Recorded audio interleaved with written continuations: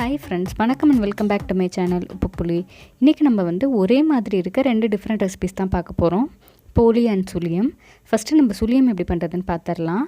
இதுக்கு நான் 1 கப் அளவுக்கு கடலைப்பருப்பு எடுத்து அதை நல்லா வாஷ் பண்ணிவிட்டு 1 மணி நேரம் நான் அதை ஊற வச்சுருக்கேன். 1 மணி நேரம் ஊற வச்சிங்கன்னா தான் உங்களுக்கு சீக்கிரமாக அது வேகும். அப்படியே இதை அடுப்பில் வச்சு நல்லா வேக விட போகிறேன்.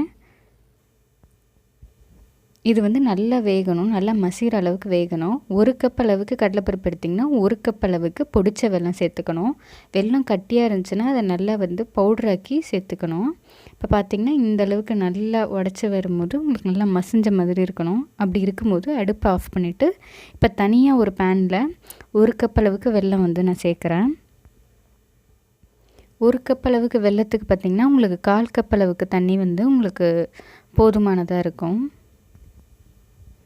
இப்போ அதை சேர்த்து இதை நல்லா கரைய விடணும். ஒரு 4லேருந்து 5 நிமிஷம் அப்படியே அடுப்பில் வச்சுருந்தீங்கன்னா, மீடியமோ அல்லது லோ ஃப்ளேம்லேயோ வச்சுருந்தீங்கன்னா நீங்கள் நல்லா கரைஞ்சிரும்.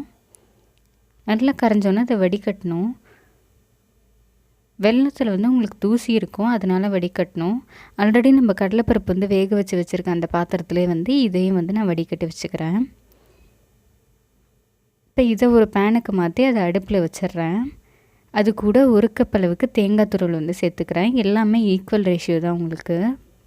1 கப்பு கடலைப்பருப்புக்கு 1 கப்பு வெல்லம், 1 கப்பு தேங்காய் துருவல் சேர்த்துக்கணும். இப்போ நான் கொஞ்சமாக ஏலக்காய், ஒரு ஏலக்காய் மட்டும் நான் தட்டி சேர்க்குறேன். உங்களுக்கு சப்போஸ் ஏலக்காய் ஃப்ளேவர் பிடிக்குன்னா கொஞ்சம் அதிகமாக சேர்த்துக்கோங்க, இல்லைனா ஏலக்காய் தூள் கூட சேர்த்துக்கலாம். இப்போ இதை நல்லா மிக்ஸ் பண்ணிவிட்டு அவ்வளோதான், அடுப்பை ஆஃப் பண்ணிட வேண்டியதுதான். இதை நல்லா ஆற விடணும். ஆற விட்டோன்னே நம்ம மிக்சியில் போட்டு அடிக்க போகிறோம். இப்போ அதுக்கு மேலே இருக்க கோட்டிங் பார்க்கலாம். அதுக்கு மைதா மாவு நான் 1 கப் அளவுக்கு எடுத்திருக்கேன். மைதா மாவில் கொஞ்சமாக உப்பு, ஒரு 1/4 ஸ்பூன் அளவுக்கு உப்பு நான் சேர்க்குறேன். உங்களுக்கு எவ்வளோ தேவையோ அந்தளவுக்கு ஊற்றிக்கலாம். தண்ணி நல்லா உங்களுக்கு எவ்வளோ வேணுமோ ரன்னிங் கன்சிஸ்டன்சியில் தான் இருக்கணும். அதனால் நீங்கள் பார்த்துக்கிட்டு அந்தளவுக்கு சேர்த்துக்கோங்க. ரொம்ப கட்டியாகவும் இல்லாமல் ரொம்ப தண்ணியாகவும் இல்லாமல் ஒரு மாதிரி திக்காக இப்படி ஊற்றுற அளவுக்கு கன்சிஸ்டன்சி இருக்கும். ஆறின கடலைப்பருப்பை இந்த மாதிரி ஒரு மிக்ஸி ஜாருக்கு மாற்றிக்கிறேன். மாற்றிட்டு அதை நல்லா அரைச்சிட்றேன். இந்த மாதிரி உள்ளே இருக்க ஸ்டஃபிங் ரெடி ஆகிடுச்சு. நல்லா அரைச்சிக்கணும். லைட்டாக கோர்ஸாக இருந்தால் போதும், ரொம்ப கோர்ஸாக இருக்கணும்னு இல்லை. இதை ஒரு பால் மாதிரி நான் ஆக்கிக்கிறேன். இதே மாதிரி நான் எல்லா பால்ஸும் ரெடி பண்ணிக்கிறேன். இப்போ எண்ணெய் பார்த்திங்கன்னா தேவையான அளவு, பொரிக்கிறதுக்கு எவ்வளோ தேவையோ அந்த அளவுக்கு எண்ணெய். நான் ரீஃபைண்ட் ஆயில் தான் யூஸ் பண்ணியிருக்கேன். ரெடி பண்ணி வச்ச இந்த மைதா மாவில் உள்ளே இருக்க அந்த ஸ்டஃபிங் ரெடி பண்ணியிருந்தோம்ல, ரெண்டுத்தையும் இந்த மாதிரி மிக்ஸ் பண்ணி பஜ்ஜிக்கு எப்படி போடுவோமோ அந்த மாதிரி போட்டு டீப் ஃப்ரை பண்ண வேண்டியது தான். ரொம்ப தண்ணியாக இருந்துச்சுன்னா உங்களுக்கு ஒட்டாமல் போயிடும். அதனால கொஞ்சம் திக்காக இருக்கணும் அந்த மைதா மாவோடைய அந்த கன்சிஸ்டன்சி. ஒரு 5 நிமிஷத்துக்கு லோலேருந்து மீடியம் ஃப்ளேமில் வச்சு நீங்கள் நல்லா ஃப்ரை பண்ணாலே போதும். நல்லா செவந்து உங்களுக்கு சுழியம் ரெடி ஆகிடும். அவ்வளோதான், நம்ம சூப்பரான சுழியம் ரெடி ஆகிடுச்சு. இப்போ நம்ம போலி எப்படி பண்ணுறதுன்னு பார்க்கலாம். இதுக்கு 1 கப் அளவுக்கு மைதாவில் ஒரு 1/4 கப் அளவுக்கு தண்ணி, கொஞ்சமாக தேவையான அளவு உப்பு சேர்த்து சப்பாத்தி மாவு மாதிரி நான் பிசைஞ்சு வச்சுருக்கேன். இப்போ ஒரு பிளேட் எடுத்துக்கோங்க. அதில் ஆயில் அப்ளை பண்ணிக்கோங்க. அப்போ தான் உங்களுக்கு தட்டுறதுக்கு ஈஸியாக இருக்கும். மைதாங்கிறதுனால உங்களுக்கு கீழே தேய்க்கிறதோட இப்படி தட்டினா தான் ஈஸியாக இருக்கும். ஸோ எந்த பிளேட்டை வச்சு நீங்கள் செய்கிறீங்களோ அந்த பிளேட்டில் கொஞ்சமாக ஆயில் அப்ளை பண்ணிக்கோங்க. கையிலையும் கொஞ்சம் ஆயில் அப்ளை பண்ணிட்டு இந்த மாதிரி தட்டிக்கோங்க. ஒரு ஷேப் இருக்கணும்னு கிடையாது, ஏன்னா திரும்ப தட்ட போகிறோம். உள்ளே சேம் அந்த சுழியத்துக்கு வச்சுருந்த அதே ஸ்டஃபிங்கே எடுத்து இதுலேயும் வச்சு இந்த மாதிரி பால் மாதிரி ஆக்கிக்கிறோம்.